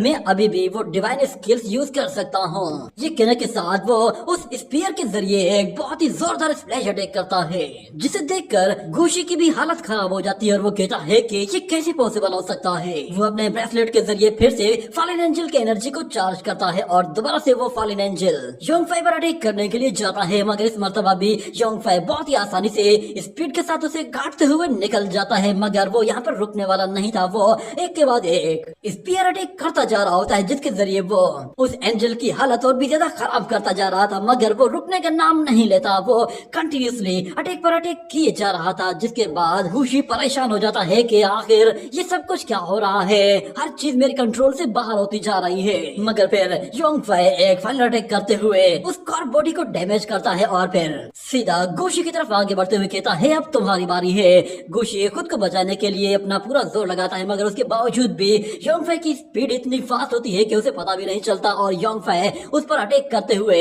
उसका एक पैर ही काट देता है, जिससे गुशी को बहुत ज्यादा तकलीफ होती है और वो जमीन पर ही पड़ा चिल्ला रहा होता है। मगर योंग फै देखता है कि वो फॉलन एंजल अभी भी उसी की तरफ आ रहा है, जिसके बाद वो अपने स्पीयर से ब्लड साफ करता है और जैसे वो एंजल करीब आता है तो योंग फै वो स्पीयर उस एंजल की बॉडी के अंदर घुसा देता है, जिससे वो एंजल वहीं पर ही खत्म हो जाता है। उसके अंदर मौजूद जितनी भी एनर्जी थी वो सारी की सारी खत्म हो गई थी और ऊपर से गुशी इंजर्ड हो चुका था, तो वो अपने ब्रेसलेट के जरिए उस एंजल को पावर नहीं दे पा रहा था, जिससे वो एंजल अब लड़ने के लायक नहीं रहा था। मगर उन लोगों को वहाँ पर एक एल्डर की आवाज सुनाई देती है, जिसकी वजह से वो सारे ही उसकी तरफ देखते हैं। हमें दिखाया जाता है कि वहाँ पर गुशी का फादर आ चुका होता है। वो अपने बेटे को बचाने के लिए वहाँ पर मैदान में आता है और उसे देखते ही हुन टियानडाओ भाग खड़ा होता है और योंग फै वो उस एंजल बॉडी को अपने स्पीयर के जरिए काट कर नीचे फेंक देता है।